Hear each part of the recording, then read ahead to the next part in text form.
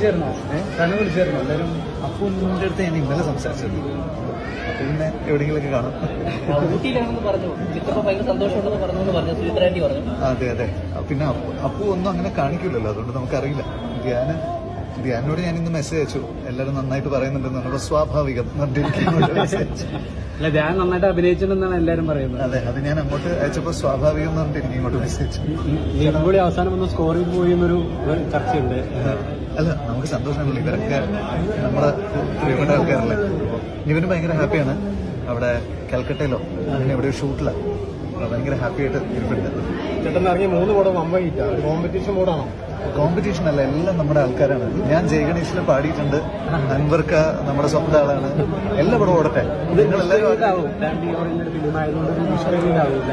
എല്ലാ പടവും വിഷു കഴിഞ്ഞിട്ടാവട്ടെ. ഇന്നിത് കാണണം, നാളെ ആവേശം കാണണം, പിന്നെ ജയഗണേശൻ കാണണം.